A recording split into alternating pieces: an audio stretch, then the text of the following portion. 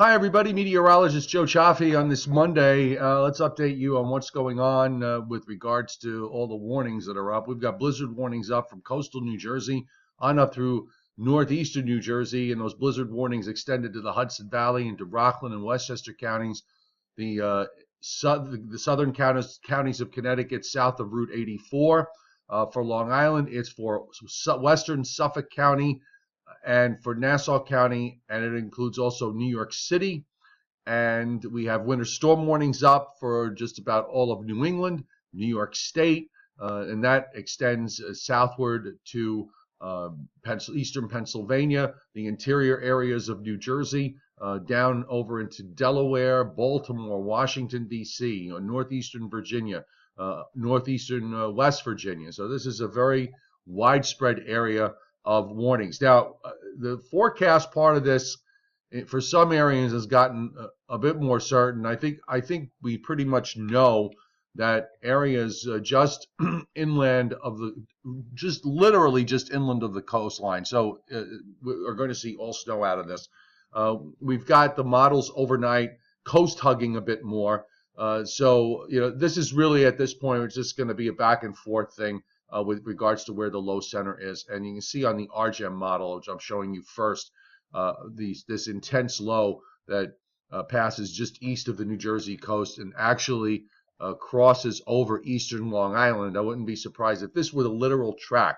I would expect that eastern Long Island temperatures could get up into the 50s, while in central and western Long Island, it'll be snowing and in the low 30s there. And of course, you're going to have snow everywhere west of Nassau County, throughout New York City and up into all this area that you see in the dark blue. So, we're talking a foot to a foot and a half of snow. I've kind of decided it was time to maybe nudge up a little bit in terms of amounts, given the intensity of this storm.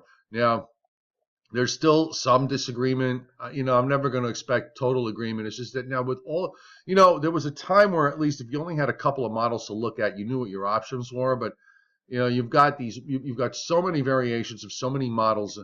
And there's always a couple of them that are going to support whatever your biases are, and it just really makes the forecast so problematic to some degree. And here's the NAM from last night, and this is the standard NAM 12 kilometer. It's got the low almost right on the Delaware coast before it starts to pull it up to the northeast. I mean, this changes it to mostly rain on Long Island after about 6 or 7 hours. And then you go north and west, it's all mostly snow there, but the low center is really tucked in before it pulls away to the northeast. This is a marked change from two prior runs, which had the low going out straight east and then turning north.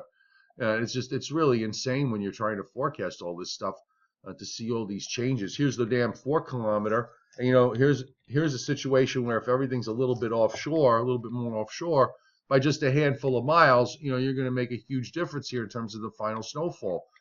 This damn 4 model track is really kind of makes sense to me to a large degree. It would change it over to rain over the eastern half of Long Island and keep it snow back to the west toward New York City and into southern Westchester. Most of New Jersey stays snow. And also, by the way, there could be some serious coastal flooding and 50 to 60 mile an hour winds with this incredibly tight pressure gradient as the low goes by to the northeast. Weather conditions start to improve Tuesday evening. Actually, this is at 1 o'clock tomorrow afternoon because everything comes in a little faster. You got snow developing by 4 a.m. and then it's done by 4 p.m. So every run is a little faster, a little faster. With this system, that's going to make a difference in terms of snow amounts. So I'm going to be really careful with respect to the upside on this because there is now a time limit if everything is running a bit faster. The GFS remains probably among the colder of the model runs during the overnight. It has the low track a little further offshore by a handful of miles, but again, this is a situation where 20 or 30 miles is going to make a difference. And then that low moves away to the northeast. So here you have the low just east of Salisbury, just off the Jersey coast, and then east of Montauk. Gonna have to watch. One of the things, sometimes I've seen this happen where the cold air collapses. It's not uniformly vertical with where the low center is, so that the cold air actually winds up being, translated to near where the low center is, rather than north and west. So it's kind of slanted this way, and I'm going to have to watch to see if that happens, because that'll keep things colder along coastal areas, especially once the low goes by. So I'll show you in terms of snow amounts, and we'll take a look at this here. This is the GFS, which basically has a 12 to 18-inch snowfall from northeastern Maryland on up through southeastern Pennsylvania, New Jersey, southeastern New York, into Connecticut, and on up into New England. You can see the lesser amounts that occur right along the immediate coast, and that's going to be a function of the track and the timing of the cold air. The NAM models have all sorts of different variations on this. Here's the standard NAM 12-kilometer model. By the way, that when we say the NAM 12 or the NAM 4 or the NAM 3, those are the grid spacings. There's like these box, grids where there's a data point on each corner. Okay, so on the NAM 12-kilometer, there's data coming from every 12 kilometers in the grid. For 4 kilometers, the same thing. 3 kilometers. Obviously, the 3-kilometer NAM has much more data in it than, say, the 12-kilometer NAM, but that doesn't necessarily mean it's more accurate. More data can sometimes be more problematic. Well, here's the NAM 12, which has some, 15 to 20 plus inch amounts. By the way, this is also 10-to-1 ratio. So if the air is colder with temperatures in the 20s and the ratios are higher, these snow amounts could very well be higher. Notice the snowfall near the coast is much less, under 10 inches. You start to get to the foot-plus amounts around New York City and points north and west and into Connecticut. For this area, it's all snow because I can't imagine that the track would be any further west than it already is. The NAM 4 on the snow amounts, you can see it here on the NAM 4. It's a little cold, being that it was a colder model run, so it's got a little bit more generated in coastal areas, and except for the immediate coast and in southern New Jersey, but the inland spots all get their foot plus. And the NAM 3, we can go on like this forever, by the way. The NAM 3 has some pretty hefty amounts. Even on the coast, the NAM 3 gives a foot plus for most of Long Island, and you can see these inland numbers of 12, 24. I don't know how, sometimes it likes to spit out some sort of ridiculous things. Let me just look real quick at the Canadian, because I really didn't take a look at it this morning.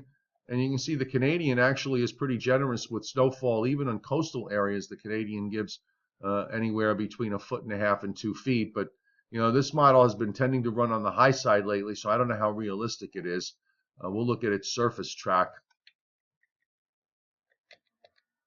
Canadian actually is a little further east on this model run here, where it takes the low east of Atlantic City and then east of Montauk.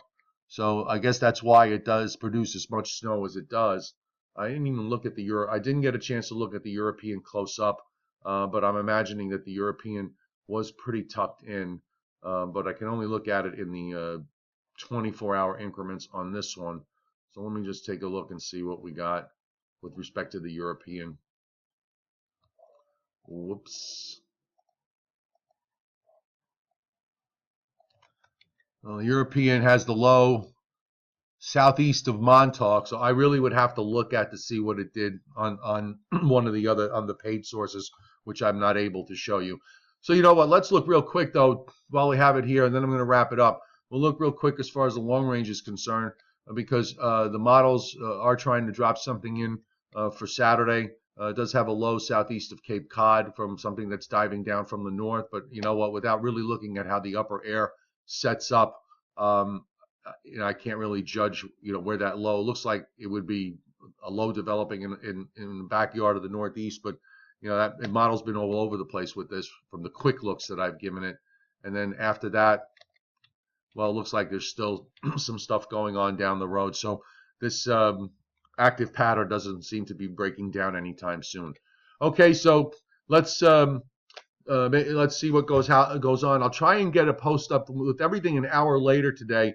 Now with daylight time, it becomes a little bit more difficult to get new information in early enough so that I can head out to work. But at least I'll have the new NAM, so I maybe have time to cut a quick video when that comes in.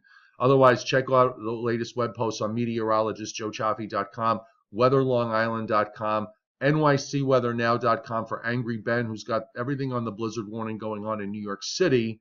And you can download my app and subscribe to my forecast. The app's free. The subscription is just 99 cents a month for New York City, Long Island, Connecticut, Hudson Valley, and Eastern Pennsylvania. You get the zone that you live in. That's the forecast you get. And you get my forecast, and you don't get any kind of computerized nonsense that changes every 5 minutes because a new model has come out.